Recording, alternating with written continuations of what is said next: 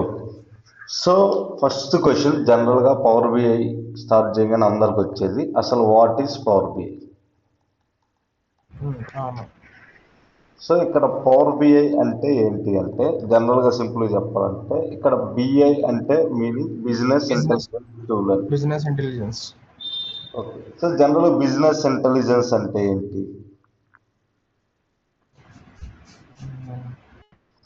Business business intelligence. Okay. So general business intelligence అంటే ఏంటి అంటే జనరల్గా ఒక రా డేటాని తీసుకొని దానికి దాన్ని మనం ట్రాన్స్ఫార్మ్ చేసి యూజ్ఫుల్ డేటా కింద మారుస్తాం. అంటే ఎలాగా, లైక్ రిపోర్ట్స్ చేయటం లేదా డాష్ బోర్డ్స్ చేయటం ఇలాంటివి చేసి దాన్ని ఒక యూజ్ఫుల్ మీనింగ్గా మారుస్తాం అన్నమాట. అలా మార్చడం వల్ల ఏమైందంటే బిజినెస్లో డెసిషన్ తీసుకోవడం ఈజీగా ఉంటుంది. సో బిజినెస్ ఇంటెలిజెన్స్ అంటే we're taking business decision very easy by seeing raw data. అంటే రా డేటాని రిపోర్ట్గా మారుస్తాం, ఆ రిపోర్ట్ని చూసి ఈజీగా మనం అర్థం చేసుకోవచ్చు. సో దీని ప్రకారం పవర్ బిఐ డెఫినేషన్ ఏమని వచ్చింది? So Power BI is a powerful business intelligence tool so which is used to convert raw data into interactive dashboards and reports అంట సింపుల్గా. ఓకే. సో డెఫినేషన్ ఏంటో మీరు ఒకసారి చెప్పండి. Power BI is a powerful business tool which is used to convert the raw data into reports and dashboards. So interactive dashboards and reports అంటే better. Interactive అనే పదం ఇక్కడ మెయిన్ అనమాట. So next అసలు పవర్ బిఐ అనేది ఎందుకు కావాల్సి వచ్చింది అంటే జనరల్గా కొన్ని కంపెనీలకి యూజ్ డేటా ఉంటుంది. యూజ్ డేటా అంటే పెద్ద పెద్ద డేటాస్ లైక్ 1 కోటి రోస్ ఉండొచ్చు, 2 కోట్ల రోస్ ఉండొచ్చు, 10 కోట్ల రోస్ కూడా ఉండొచ్చు. బట్ మనకి మిగతా టూల్స్ అన్నీ కూడా for example let's take Excel తీసుకుంటే దాని కెపాసిటీ 10,48,000 రోసే ఉంటుంది. బట్ ఇక్కడ పవర్ బిఐ అనేది 10 crores 15 crores రోస్ ఉన్న డీల్ చేయగలదు. సో యూజ్ డేటా సెట్స్ అంటే జనరల్గా ఏమేమి ఉంటాయంటే సేల్స్ డేటా కానీ, ఎంప్లాయీ డేటా కానీ, స్టూడెంట్ డేటా కానీ, అలాగే ఫైనాన్షియల్ డేటా కానీ, పెద్ద పెద్ద డేటాలన్నింటినీ కూడా ఈజీగా మేనేజ్ చేయగలం కాబట్టి మనం పవర్ బిఐని యూజ్ చేస్తాం.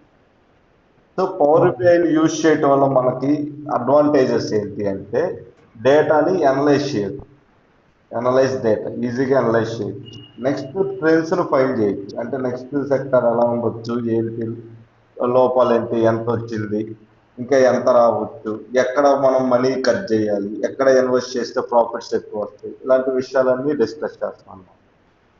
నెక్స్ట్ ట్రాక్ పర్ఫార్మెన్స్ అంటే ఏంటి అంటే సో మనకి లాస్ట్ మంత్ ఎంత వచ్చింది, దానికి ముందు మంత్ ఎంత ప్రాఫిట్ వచ్చింది, లాస్ట్ ఇయర్ ఎంత రెవెన్యూ వచ్చింది, లాస్ట్ బిఫోర్ ఇయర్ ఎంత వచ్చింది, ఇయర్ ఎంత వచ్చింది, ఇలా అన్ని ఎస్టిమేషన్స్ అండ్ ప్రీవియస్ ఇయర్కి కంపారిజన్ ఇవన్నీ కూడా చెక్ చేస్తాం. వీటన్నిటి వల్ల ఏమైంది, make business decision very easy. So వీటన్నిటిని యూజ్ చేయడం వల్ల మనం బిజినెస్ మీద తీసుకునే డెసిషన్స్ అనేది చాలా ఈజీగా ఉంటుంది. సో రియల్ వరల్డ్లో చెప్పాలి అంటే లెట్స్ టేక్ ఫర్ ఎగ్జాంపుల్ మనకి నారాయణ స్కూల్ ఉంది. నారాయణ అంటే దగ్గరగా అటు ఆంధ్రాలో ఒక 500 స్కూల్స్ దాకా ఉండొచ్చు, తెలంగాణలో ఒక 100 to 150 స్కూల్స్ దాకా ఉండొచ్చు. సో ఇంత పెద్ద స్కూల్స్ నెట్వర్క్ ఉన్న నారాయణ దగ్గరగా ఇయర్లీ ఎంత డేటాను జనరేట్ చేయొచ్చు? సో జనరల్గా ఎస్టిమేషన్ 30 to 40 lakhs స్టూడెంట్స్ నారాయణలో చదువుతారు పర్ ఇయర్. సో ఇంతమంది స్టూడెంట్స్ యొక్క డేటాని నేను స్టోర్ చేయాలి అంటే నాకు ఎక్సెల్ లిమిట్ ఎంత, 10,48,476 దాకా ఉంటుంది. 476 or 576 మ్యాక్స్ టు మ్యాక్స్ అంతే. సో ఇప్పుడు నేను ఎక్సెల్లో ఇది చేయగలను. General estimation 30 to 40 lakhs students ఉన్నారు అంటే పర్ ఇయర్కి ఇవాళ లాస్ట్ ఇయర్ డేటా స్టోర్ చేస్తాం. నెక్స్ట్ ఒకవేళ లాస్ట్ బిఫోర్ ఇయర్ కూడా ఉంటే ఆ లాస్ట్ బిఫోర్ ఇయర్ డేటా కూడా స్టోర్ చేస్తాం. ఎగ్జాంపుల్ 7th ఇక్కడే చదువుతారు, 8th చదువుతారు, 9th చదువుతారు, 10th కూడా చదువుతారు. అంటే ఏంటి 4 yearsలో అతని డేటా ఉంటుంది. సో ఇంత యూజ్ డేటాని మనం ఎక్సెల్లో డీల్ చేయాలంటే కష్టం, ఎందుకంటే దాని లిమిటేషన్ అనేది ఇక్కడ ఎండ్ అయిపోయింది. సో అందుకనే మనం ఏం చేస్తాం అంటే పవర్ బిఐని యూజ్ చేస్తాం అన్నమాట. ఇప్పుడు పవర్ బిఐని యూజ్ చేసి ఏం చేస్తాం, మంత్లీ రెవెన్యూని దెన్ గ్రాఫ్స్ రూపంలో రిప్రజెంట్ చేస్తాం. మంత్లీ రెవెన్యూ అంటే ఏంటి అంటే ఫ్యాకల్టీకి ఎంప్లాయీస్కి అందరికీ శాలరీ ఎంత ఇస్తున్నాం, ఈ మంత్ స్టూడెంట్స్ నుంచి ఫీజు ఎంత వచ్చింది, ఇలాంటివన్నీ నీటి చెక్ చేయడానికి. నెక్స్ట్ ప్రాఫిట్ పర్సంటేజ్ అంటే ఏంటి? సింపుల్గా చెప్పాలంటే నేను ఫర్ ఎగ్జాంపుల్ స్కూల్కి 2 lakhs వరకు ఇయర్లీ శాలరీ కింద లేకపోతే మెయింటెనెన్స్కి అన్నిటికీ ఖర్చు అవుతున్నప్పుడు స్టూడెంట్స్ నుంచి వచ్చే ఫీజు ఎంత ఉంది అంటే ఆ రెండింటికి పర్సంటేజ్ ఎంత ప్రాఫిట్ పర్సంటేజ్ ఉంది అనేది మనం ఇక్కడ ఎక్స్ప్లెయిన్ చేస్తాం అనమాట ఈ పర్ఫార్మెన్స్ ఇండికేటర్ ద్వారా. దాని తర్వాత మనం ఏం చేస్తామంటే ఇంటరాక్టివ్ ఫిల్టర్స్ పెడతాం. సో ఇంటరాక్టివ్ ఫిల్టర్స్ అంటే ఏంటి అంటే ఒక స్లైసర్ లాగా మనం క్రియేట్ చేసి ఇక్కడ ఇయర్స్ ఉంటాయి 2023, 2024, 2025 ఇలా మనం ఏ ఇయర్ని సెలెక్ట్ చేసుకుంటే ఆ ఇయర్ డేటా మాత్రం ఆ రిపోర్ట్లో ఉంటుంది. సో ఇంత ఈజీగా మనం ఇయర్ బేస్డ్ మంత్ బేస్డ్లో కూడా చెక్ చేసుకోవచ్చు. నెక్స్ట్ మనకు అన్నిటికంటే మెయిన్ అడ్వాంటేజ్ ఏంటంటే రీజియన్ అంటే ఫర్ ఎగ్జాంపుల్ ఇక్కడ రీజియన్ వైజ్ చార్ట్స్ అంటే మీనింగ్ ఏంటి అంటే నారాయణ అనేది ఆంధ్రాలో ఉంది, అలాగే తెలంగాణలో ఉంది. ఆంధ్రాకి వచ్చేసరికి 13 districtsలోనూ ఉంది, తెలంగాణ కాడికి వచ్చేసరికి 4-5 districtsలోనూ ఉంది. సో ఇవన్నీ చెయ్యాలి అంటే ఎక్సెల్ అనేది ఎండ్ అయిపోయింది కాబట్టి మనకున్న the best option Power BI. So కదా పవర్ బిఐ అనేది ఎందుకు యూజ్ చేయాల్సి వచ్చింది నాకు రియల్ టైమ్ సినారియోలో అని. జనరల్గా నారాయణ డేటా అనేది దీనికంటే పెద్దదిగా ఉంటుంది, బట్ మన ఎస్టిమేషన్ ఏంటంటే 30 to 40 lakhs అనుకో. సో ఇప్పుడు నా నెక్స్ట్ క్వశ్చన్, ఓకే ఇదంతా బాగానే ఉంది, మరి పవర్ బిఐ ఎలా వర్క్ అవుతుంది అంటే ముందేం చేస్తామంటే డేటాని కనెక్ట్ చేస్తాం పవర్ బిఐలో. డేటా కనెక్షన్ అంటే ఏంటి అంటే మన దగ్గర ఉన్న XL files, CSV files, SQL డేటాబేస్ను డైరెక్ట్గా వచ్చేసి పవర్ బిఐకి కనెక్ట్ చేస్తాం. జనరల్గా డేటాబేస్ ఆర్ క్లౌడ్. అలాగే ఎక్సెల్ ఫైలు, సిఎస్వి ఫైలు అన్ని ఫైల్స్ మనం పవర్ బిఐతో కనెక్ట్ చేసుకోవచ్చు. కనెక్ట్ చేయటం అంటే పవర్ బిఐలోకి ఆ ఫైల్ని లోడ్ చేయటం. ఓకేనా? సో ఒక్కసారి లోడ్ చేశాక మనకు ఆల్రెడీ తెలుసు డేటా అంటే 100% క్లీన్ డేటా వస్తుంది అంటే అది అబద్ధం.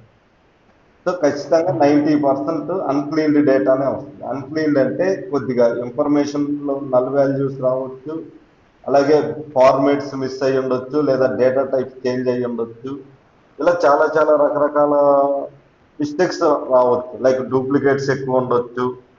ఓకేనా? ఇన్ని విషయాలు ఉన్నాయి కాబట్టి నెక్స్ట్ ఏం చేస్తా అంటే ఒకసారి డేటాను లోడ్ చేశాక డేటాని ట్రాన్స్ఫార్మ్ చేస్తాం. దీన్నే డేటా ట్రాన్స్ఫర్మేషన్ అంటాం. ఇది సెకండ్ స్టెప్ అన్నమాట. ఫస్ట్ స్టెప్ డేటాని కనెక్ట్ చేయటం, సెకండ్ స్టెప్ దాన్ని ట్రాన్స్ఫార్మ్ చేయటం. ట్రాన్స్ఫార్మ్ అంటే ఏంటి? క్లీన్ చేయటం, డూప్లికేట్స్ రిమూవ్ చేయటం, డేటా టైప్ చేంజ్ చేయటం, ఫార్మేట్స్ చెక్ చేసుకోవటం, రోస్ని కాలమ్స్ని చెక్ చేయటం, ఇదంతా ఇక్కడ చేస్తాం ఇనిషియల్గా. సో ఇదంతా చేయడానికి మనకు పవర్ బిఐలో ఉన్న ఆప్షన్ ఏంటంటే పవర్ క్వారీ ఎడిటర్. సో ఇదే మనకి ఎక్సెల్లోనూ ఉంటుంది, పవర్ బిఐలో కూడా ఉంటుంది పవర్ క్వారీ ఎడిటర్. రెండింటిలోనూ ఆప్షన్స్ 24 వర్షన్కి అయితే యాజ్ ఇట్ ఈస్ సేమ్గా ఉంటుంది. ఒక 4 or 5 పవర్ బిఐకి వాయిస్ బ్రేక్ అయిపోయింది. సో ఒక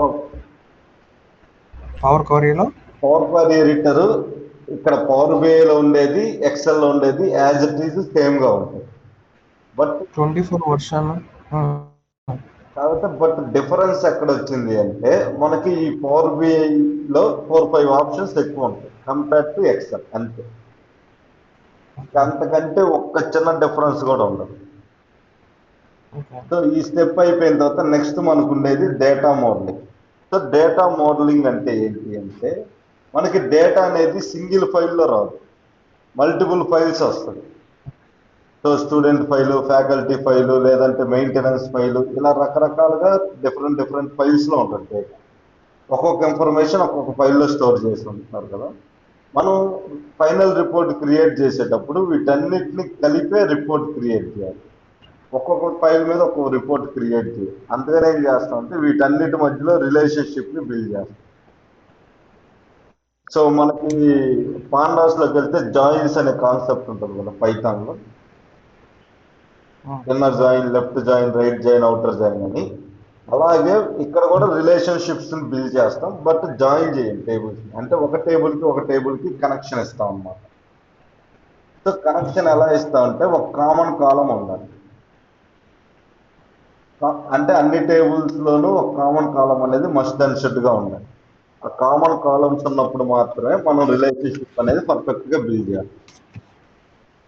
అదే సింగిల్ ఫైల్ అయితే మనకు దీంతో పని లేదు, బట్ మల్టిపుల్ ఫైల్స్ ఉన్నప్పుడు మాత్రం ఇది యూజ్ చేస్తాం. అండ్ ఇది 100% ఆటోమేటిక్ గా అయిపోద్ది పవర్ బిఐ. మీరు కావాలంటే చెక్ చేసుకోవచ్చు.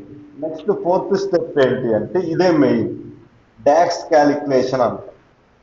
సో ఇక్కడ డాక్స్ క్యాలిక్యులేషన్ అంటే డాక్స్ అనే పదంలోనే ఉంది, డేటా అనాలిసిస్ ఎక్స్ప్రెషన్ అంటే. డేటా అనాలిసిస్ ఎక్స్ప్రెషన్ అంటే మనకి ఆ some, count, average, maximum, minimum ఇలాంటివన్నీ ఉన్నాయి కదా. మనకి పైథాన్ లో కూడా ఉన్నాయి ఇవన్నీ. మీకు ఐడియా ఉండదు, ఐడియా ఉంటుంది ఖచ్చితంగా. సో మనకి సమ్ చేయాలన్నా అగ్రిగేషన్ ఫంక్షన్స్, అగ్రిగేషన్స్ డిఫరెంట్. ఈ సమ్ ఇవన్నీ ఏంటంటే మనం ఇన్బిల్ట్ ఫంక్షన్స్ అన్నమాట. మ్యాక్స్ ఇన్బుల్ట్ ఫంక్షన్స్ ఎస్క్యూఎల్ లో అగ్రిగేషన్ ఫంక్షన్స్ ఎస్క్యూఎల్ లో అగ్రిగేషన్ కింద వస్తుంది. సో వాటిని యూజ్ చేయటమే ఇక్కడ డాక్స్ అంటాం. డాక్స్ అంటే డేటా అనాలిసిస్ ఎక్స్ప్రెషన్ అని అర్థం. నెక్స్ట్ ఫిఫ్త్ స్టెప్ ఏంటిది అంటే విజువలైజేషన్ లేయర్ అంటాం. విజువలైజేషన్ లేయర్ అంటే ఏంటి అంటే ఇక్కడే మనం రిపోర్ట్స్ బిల్డ్ చేస్తాం. అంటే ఇక్కడే చార్ట్స్, టేబుల్స్, మనకు కావాల్సిన స్లైసర్స్ అన్నిటినీ ఇక్కడే పెట్టుకుంటాం అన్నమాట. సో పవర్ బిఐ అనేది 5 స్టెప్స్ లో వర్క్ అవుతుంది ఇంటర్నల్ గా. ఫస్ట్ది డేటాను లోడ్ చేస్తాం, లోడ్ చేసిన డేటాని క్లీన్ చేయటం, అలాగే దాంట్లో డూప్లికేట్స్ అన్ని రిమూవ్ చేసి మనకి డేటాని మనకి ఎలా కావాలో ఆ ఫార్మేట్ లో తెచ్చుకుంటాం. నెక్స్ట్ ఏం చేస్తామంటే ఒకవేళ మల్టిపుల్ డేటాస్ ఉంటే అన్నిటి మధ్యలో రిలేషన్షిప్ ని బిల్డ్ చేస్తాం. రిలేషన్షిప్ వచ్చాక అన్నిటి మీద మనం ఏం చేస్తాం అంటే మ్యాథమెటికల్ క్యాలిక్యులేషన్స్ అన్ని చేస్తాం. Like some, average, maximum, minimum, count ఇలాంటివన్నీ ఇక్కడే చేస్తాం. ఓకే, వన్స్ ఇది అయిపోయాక నెక్స్ట్ ఫైనల్ స్టెప్ ఏంటిది అంటే విజువలైజేషన్ చేయటం. అంటే ఇక్కడే రిపోర్ట్స్ బిల్డ్ చేస్తాం అన్నమాట. సో ఇది పవర్ బిఐ ఇంటర్నల్ గా వర్క్ అయ్యే మెథడ్.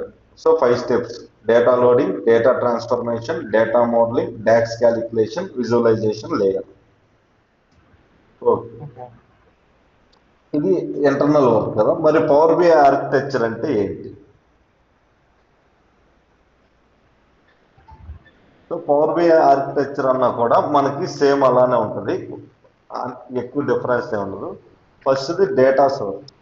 డేటా సోర్స్ అంటే ఏంటి అంటే మన యొక్క డేటా ఫైల్ అనమాట. అది ఎక్సెల్ ఫైల్ అవ్వచ్చు, ఎస్క్యూఎల్ ఫైల్ అవ్వచ్చు, ఇంకో ఫైల్ అవ్వచ్చు, ఇంకో ఫైల్ అవ్వచ్చు. ఆ ఫైల్ని డేటా సోర్స్ అంటాం. డేటా సోర్స్ అంటే డేటా ఎక్కడి నుంచి అయితే వచ్చిందో దాన్నే డేటా సోర్స్ అంటాం సింపుల్గా. డేటా సోర్స్ నుంచి వచ్చిన డేటాని ట్రాన్స్ఫార్మ్ చేస్తాం, దీన్నే డేటా ట్రాన్స్ఫర్మేషన్ లేయర్ అంటాం. సో డేటా ట్రాన్స్ఫర్మేషన్ లేయర్ అంటే ఏంటి అంటే సింపుల్గా యూజింగ్ పవర్ క్వరీ ఎడిటర్ అనమాట. ఇది అయిపోయాక నెక్స్ట్ మనం చేసేది ఏంటి అంటే డేటా మోడల్ లేయర్ అంట. అంటే ఇక్కడే మనం రిలేషన్షిప్స్ అన్నిటిని బిల్డ్ చేస్తాం. ఇది అయిపోయాక నెక్స్ట్ మనకు ఉండేది report layer. So report layer దాని తర్వాత మనం ఏం చేస్తాం అంటే రిపోర్ట్ లేయర్లో మనం ఇక్కడ రిపోర్ట్స్ అన్ని క్రియేట్ చేస్తాం. నెక్స్ట్ ఏం చేస్తాం అంటే క్రియేట్ చేసిన రిపోర్ట్స్ని మనం ఏం చేస్తాం పబ్లిష్ చేయాలి, అంటే డిప్లాయ్ చేయాలి. డిప్లాయ్ ఎక్కడ చేస్తాం అంటే క్లౌడ్లో చేస్తాం, దాన్నే క్లౌడ్ లేయర్ అంటాం. సో ఇప్పుడు 5 స్టెప్స్ అర్థమైంది కదా ఇక్కడ కూడా. సో ఫస్ట్ డేటా సోర్స్ నుంచి తీసుకుంటాం, నెక్స్ట్ ట్రాన్స్ఫార్మ్ చేస్తాం, 3 డేటా మోడలింగ్లో మనం రిలేషన్ బిల్డ్ చేస్తాం, 4వది రిపోర్ట్స్ క్రియేట్ చేస్తాం, 5వది ఆ రిపోర్ట్స్ని పబ్లిష్ చేస్తాం. ఇది మనకి మెయిన్గా ఉండేది పవర్ బిఐలో. నెక్స్ట్ మనకి ఇప్పుడు మెయిన్గా వచ్చింది ఏంటంటే ఎక్సెల్కి పవర్ బిఐకి డిఫరెన్స్ ఏంటి? Power BI, Excel. జనరల్గా వీటి మధ్యలో డిఫరెన్స్ ఏంటి? ఫస్ట్ది డేటా సైజ్. డేటా సైజ్ అంటే అది 1 MB, 2 MB files, 3 MB files ఇలా ఉంటుంది కదా డేటా. సో ఆ డేటా ఫైల్స్ అనేది పవర్ బిఐ అనేది మిలియన్స్లో హ్యాండిల్ చేస్తుంది. బట్ ఎక్సెల్ కాడికి వచ్చేసరికి లిమిటెడ్ అనమాట. మ్యాక్స్ టు మ్యాక్స్ 10,48,000 అంతే. జనరల్గా అంత కూడా యూజ్ చేయం, 3 to 4 lakhs యూజ్ చేస్తాం. తర్వాత కొన్నిసార్లు స్ట్రక్ అవుతుంటుంది కూడా. నెక్స్ట్ స్పీడ్ విషయానికి వస్తే ఇది స్లోగా ఉంటుంది ఫర్ బిగ్ డేటా. సో పెద్ద పెద్ద డేటాలకి పవర్ బిఐ అనేది కొద్దిగా స్లో అవుతుంది, వేరే ఎక్సెల్ కాడికి వచ్చేసరికి వెరీ ఫాస్ట్ ఉంటుంది. వెరీ ఫాస్ట్ ఎందుకంటే ఇది చిన్న డేటాలని డీల్ చేస్తుంది, సింపుల్గా అండ్ స్పీడ్గా అయిపోతుంది. Okay sorry. సో జనరల్గా ఇది పవర్ బిఐ అనేది వెరీ స్పీడ్ ఉంటుంది, ఎక్సెల్ అనేది కొద్దిగా స్లో ఉంటుంది పెద్ద డేటాలు, slower for big data. So జనరల్గా ఇది ఒక పాయింట్ కింద చెప్తాం కానీ బట్ రియాలిటీ కాడికి వచ్చేసరికి పవర్ బిఐ అనేది ఒక్కోసారి లోడ్ అవడానికి చాలా టైం తీసుకుంది, 2 minutes 5 minutes, ఒక్కోసారి 10 minutes కూడా తీసుకుంది. నెక్స్ట్ డేటా మోడలింగ్ కాడికి వస్తే పవర్ బిఐ అనేది అడ్వాన్స్డ్గా ఉంటుంది, ఎందుకంటే మీకు ఆల్రెడీ చెప్పాను కదా అదే రిలేషన్షిప్స్ బిల్డ్ చేసుకుంటుంది. బట్ ఎక్సెల్ కాడికి వచ్చేసరికి బేసిక్ అనమాట, మీరే మాన్యువల్గా వెళ్ళాలి, మేనేజ్ డేటా మోడల్స్లోకి వెళ్ళాలి, కామన్ ఉన్న కాలమ్స్ని డ్రాగ్ అండ్ డ్రాప్ చేయాలి. సో దీనివల్లే మనకి ఈ ఇష్యూ అనమాట. సో ఎక్సెల్ కాడికి వచ్చేసరికి డేటా మోడలింగ్ అనేది చాలా వర్క్ ఉంటుంది. నెక్స్ట్ డాష్ బోర్డ్ మేకింగ్లో ఏది బెటర్గా ఉంటుంది?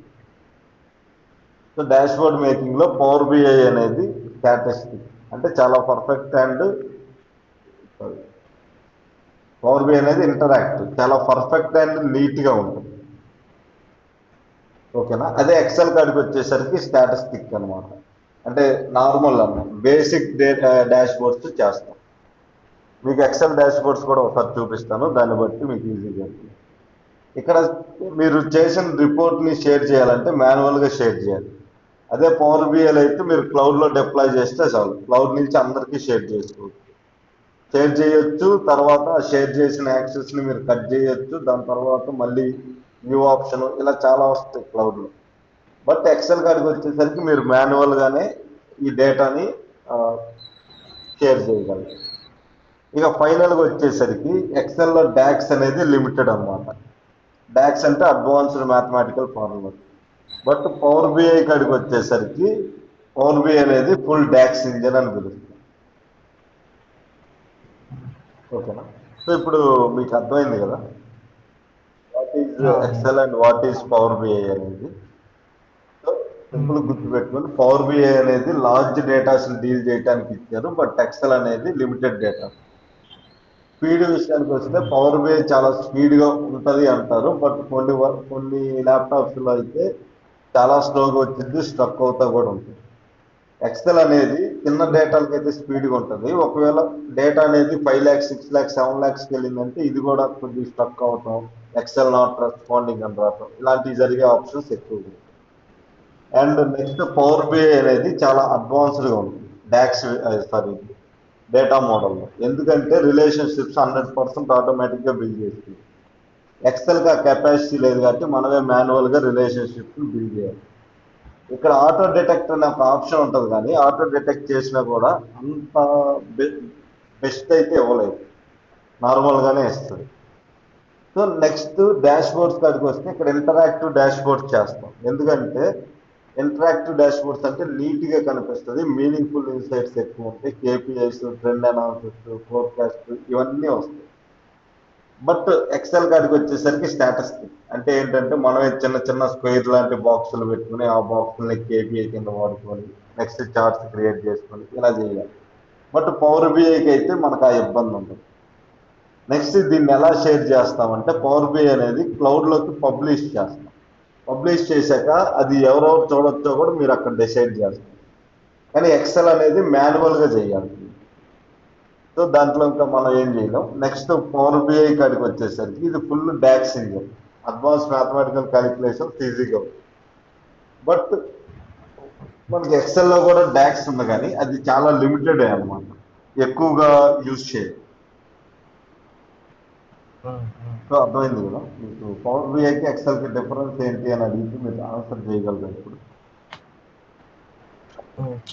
సో చెప్పేయండి ఒక ఫార్మాలిటీకి అలా, ఐ మీన్ పైపైన చెప్పండి, దాన్ని బట్టి ఇప్పుడు ఎక్సెల్ ఏంటంటే లిమిటెడ్ రికార్డ్స్ని మాత్రమే హ్యాండిల్ చేస్తుంది, పవర్ బిఐ ఏంటంటే so it handles millions of records.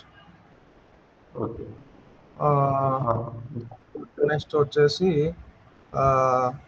ఇది కంపారిటివ్లీ ఎక్సెల్ కన్నా కూడా ఫాస్టర్గా ఉంటుంది Power BI, but somewhere it take some time while loading the data. ఇక్కడ ఏంటంటే ఇది స్లోగా ఉంటుంది ఎక్సెల్ అనేది. సో థర్డ్ పాయింట్ వచ్చేసరికి it is interactive. Power BI is very interactive, but Excel is static. Next ఏంటంటే ఫోర్త్ పాయింట్ ఇట్ ఈస్ ఒకటి DAX engine అని చెప్పేసి మనం ఇది కాల్ చేస్తున్నాం. అక్కడ లిమిటెడ్ ఫార్ములాస్ మాత్రమే ఉంటాయి. ఇక్కడ మనకేంటంటే ఎక్కువ ఉంటాయి. అండ్ మనం ఇక్కడ దీన్ని పవర్ బిఐలో ఏంటంటే మనము క్లౌడ్లో పబ్లిష్ చేస్తాము. సో అక్కడ దానివల్ల మనకి ఏమవుతుందంటే అక్కడ మనం యాక్సెస్ మేనేజ్మెంట్ కూడా మనము ఈజీగా చేయొచ్చు. బట్ ఇన్ ఎక్సెల్లో ఏంటంటే మనం ఏంటంటే మాన్యువల్గా చేయాల్సి ఉంటుంది, యాక్సెస్ మేనేజ్మెంట్ కానీ లేకపోతే షేరింగ్ కానీ. సో ఇదనమాట. ఇంకొక పాయింట్ ఏదైనా మిస్ చేశాను నేను? ఒక పాయింట్ ఏదో మిస్ చేశాను. ఇంటరాక్టివ్ డేటా మోడలింగ్ అనేది ఏంటంటే ఇక్కడ మనకి సింపుల్గా ఉంటుంది, ఆటోమేటిక్గా ఇదే బిల్డ్ చేస్తుంది. అక్కడ ఏమవుతుందంటే అక్కడ మనకి మాన్యువల్గా మనమే చేయాలన్నమాట. అక్కడ మాన్యువల్గా మనమే చేయాలి. కరెక్ట్. సో ఇప్పుడు మనకి పవర్ బిఐలో కాంపోనెంట్స్ ఉంటాయి. So what is the meaning of components? Components అంటే లైక్ టూల్స్. అంటే దానికి ఏదైతే కాంపోనెంట్స్ అంటే ఇప్పుడు ఒక ఆబ్జెక్ట్ ఉందంటే ఆ ఆబ్జెక్ట్కి ఉండే ప్రాపర్టీస్ని మనం కాంపోనెంట్స్ అని చెప్పి కాల్ చేయొచ్చు.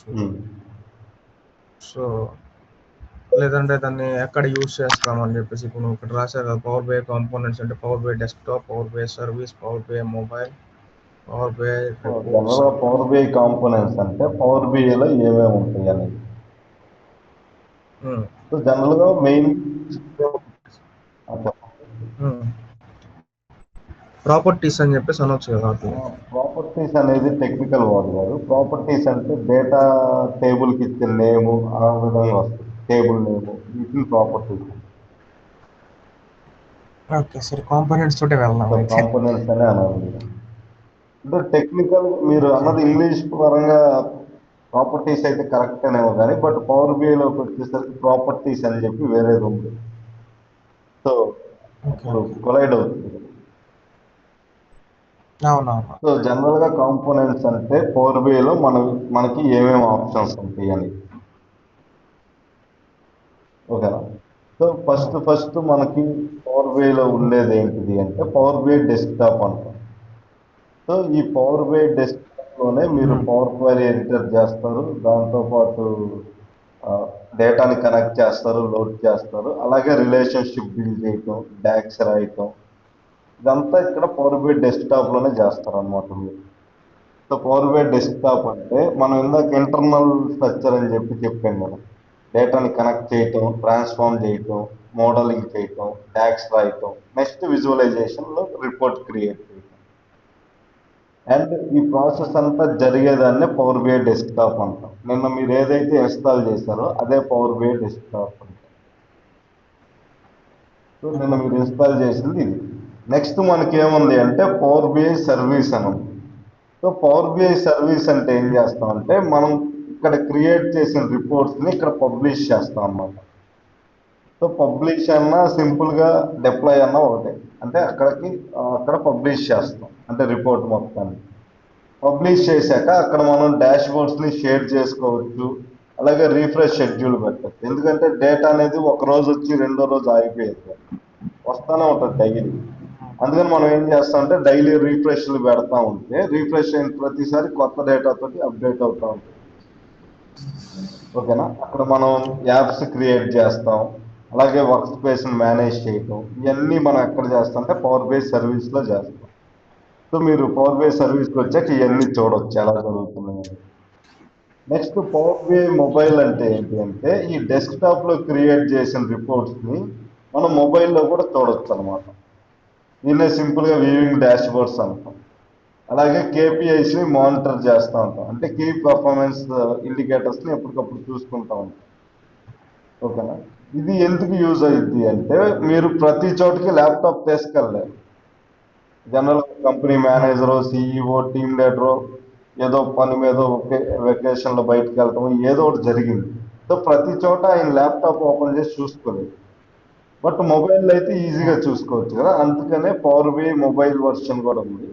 సో ఈ మొబైల్లో మనం ఏం చేస్తా, కంపెనీ వాళ్ళు ఏం చేస్తారంటే చెక్ చేసుకుంటా ఉంటాం డైలీ ఏం జరుగుతుంది, ఎక్కడున్నా కూడా చూసుకోవచ్చు internet. So next power BI report server అని ఒకటి ఉంటుంది. దీన్నే ఆన్ ప్రిమిసెస్ అంటాం. అంటే మీనింగ్ ఏంటంటే అన్ని కంపెనీలు క్లౌడ్ని మేనేజ్ చేయలేవు. అంటే క్లౌడ్ కొనుక్కొని అక్కడ బడ్జెట్ పెట్టుకునే అంత కెపాసిటీ లేని కంపెనీలు ఉంటాయి కదా, వాళ్ళు యూజ్ చేస్తారు. ఇక్కడ ఏం చేస్తారంటే రిపోర్ట్స్ని ఇంటర్నల్గానే ఉంచుకుంటారు. దీన్ని ఇంటర్నల్ హోస్టింగ్ అంటారు. అంటే ఎక్కడికో పెద్ద పెద్ద క్లౌడ్స్లో డేటాని రిపోర్ట్స్ని హోస్ట్ చేయటం కంటే వాళ్ళు చిన్నగా వాళ్ళ దగ్గరే చేసుకుంటారు అన్నమాట. దీన్నే సెక్యూర్ ఇంటర్నల్ షేరింగ్ అంటారు. అర్థమైంది కదా? సో ఇప్పుడు $100 million కంపెనీ, $500 million కంపెనీ అయితే క్లౌడ్ ఎఫర్ట్ చేయగలరు.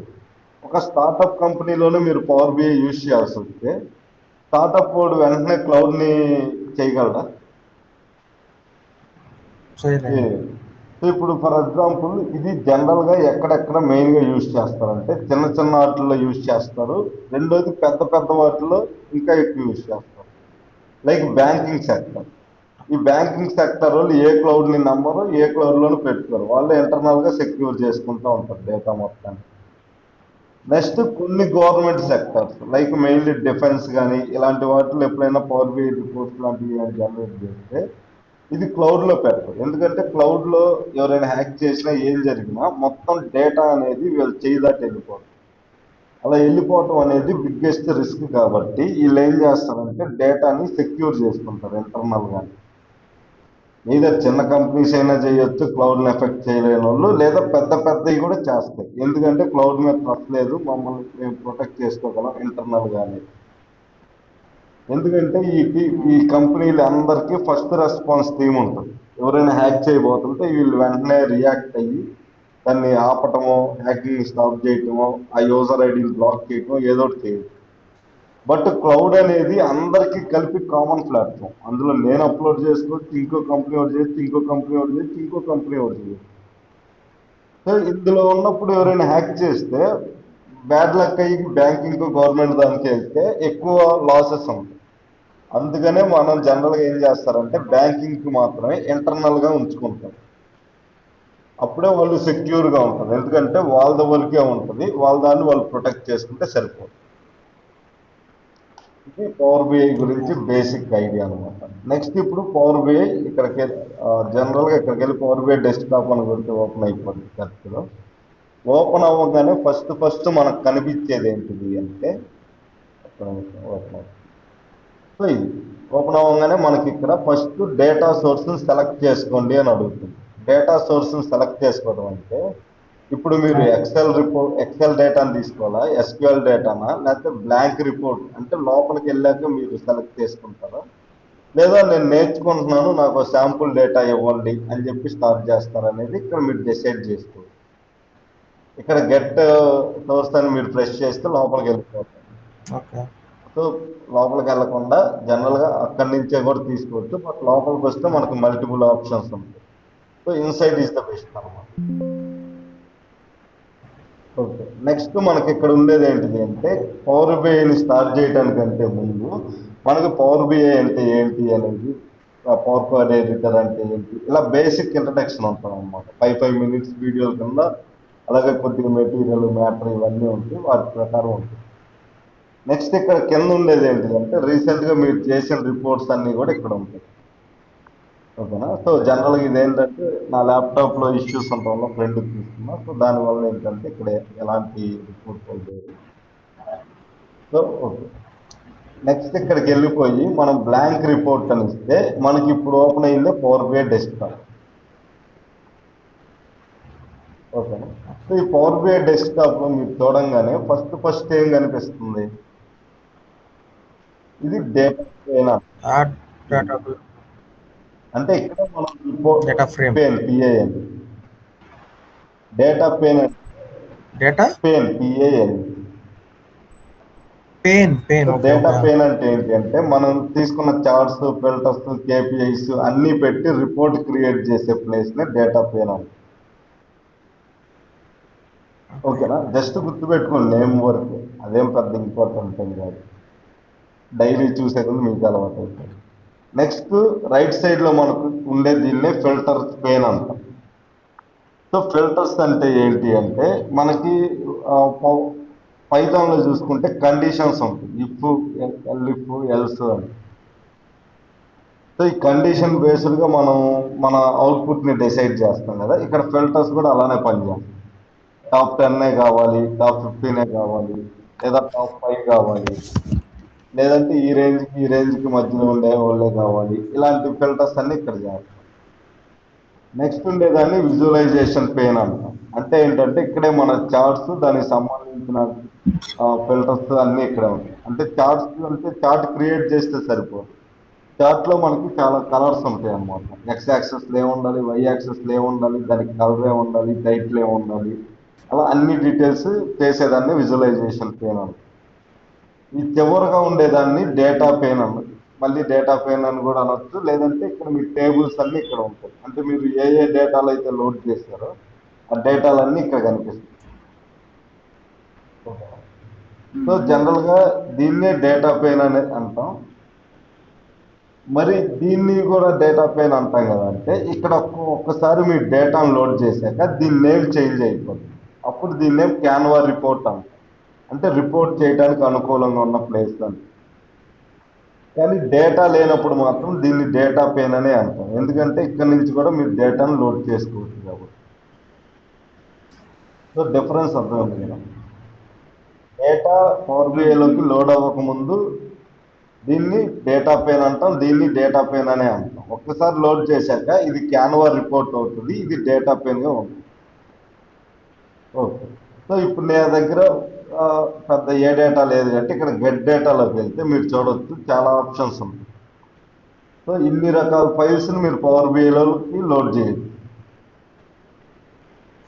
సో జనరల్గా మనం Excel, CSV, JSON, PDF, SharePoint folder, SQL server database, access database, SQL server analytics, analysis server database, ఇలా చాలా. అంటే ఇక్కడ మీరు ఫైల్స్ చేయొచ్చు, డేటాబేసెస్ కనెక్ట్ చేయొచ్చు, మైక్రోసాఫ్ట్ ఫ్యాబ్రిక్ చేయొచ్చు, పవర్ ప్లాట్ఫామ్ నుంచి చేయొచ్చు, అజూర్ డేటాబేస్ కానీ, ఆన్లైన్ సర్వీస్ నుంచి కానీ, ఇంకా అదర్స్ కూడా చాలా ఆప్షన్స్ ఉంటాయి అన్నమాట. వెబ్ నుంచి, గిట్హబ్ నుంచి కూడా లోడ్ చేయొచ్చు. బట్ మనం అవన్నీ ఏం చేయకుండా ప్రస్తుతానికి ఏం చేద్దాం అంటే సింపుల్గా ఎక్సెల్ నుంచి తీసుకుందాం. సో ఎక్సెల్ సెలెక్ట్ చేసి కనెక్ట్ అని ప్రెస్ చేయగానే మనకి ఇక్కడ మన సిస్టంలో ఓపెన్ అయింది. ఓపెన్ అయ్యాక మనం ఇక్కడ నుంచి చూసుకోవచ్చు అనమాట. సో ఎక్సెల్ ఫైల్స్ అన్ని ఎక్కడ ఉన్నాయంటే సింపుల్గా ఇక్కడ ఎక్సెల్ ప్రాజెక్ట్స్లో ఉన్నాయి. ఇందులో నుంచి నేను ఏం చేస్తానంటే అమెజాన్ డేటా తీసుకుంటాను.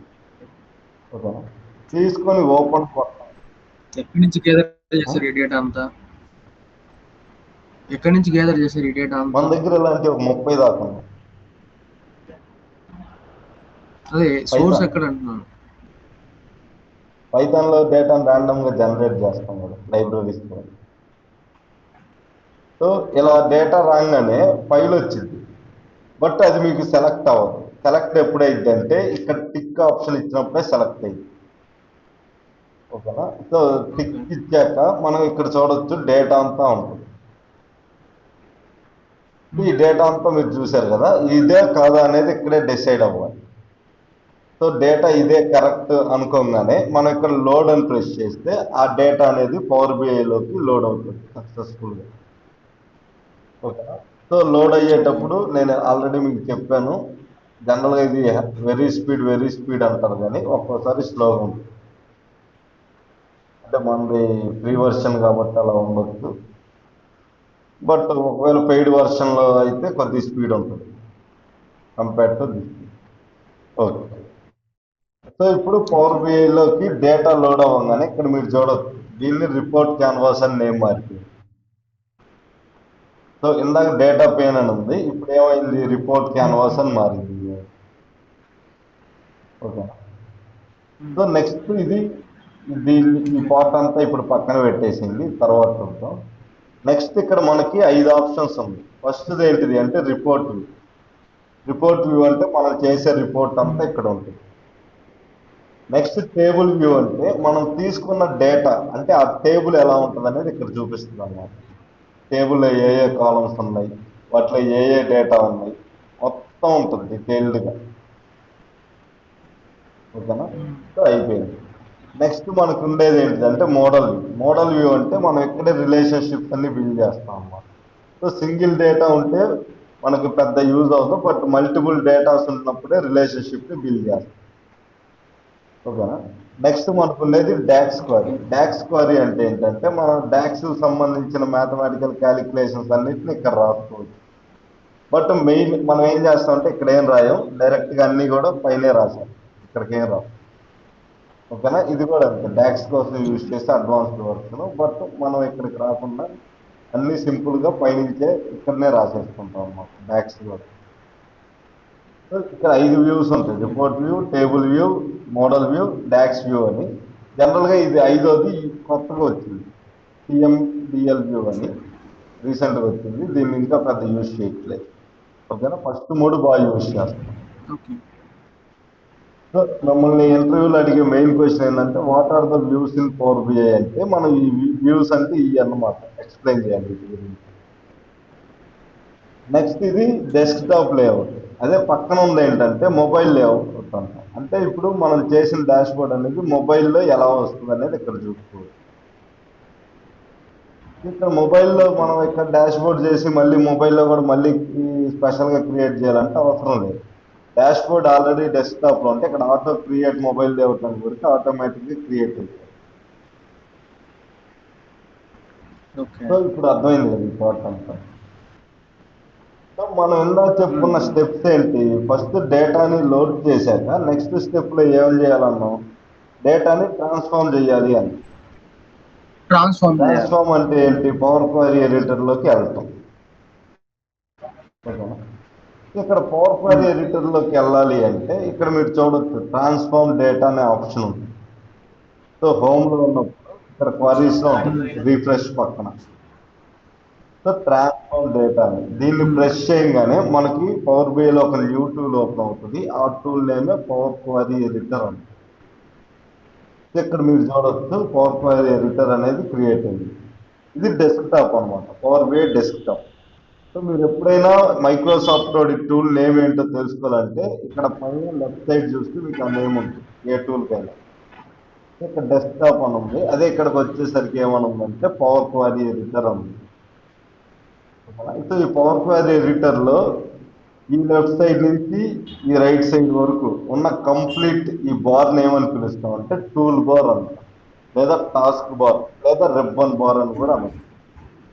ఎక్సెల్లో పిలిచినట్టే 3 నేమ్స్ ఉంటాయి. ఈ 3 నేమ్స్లో మీరు ఏ నేమ్ కంఫర్టబుల్ అనుకుంటే ఆ నేమ్తో కాల్ చేసేది, నో ఇష్యూ.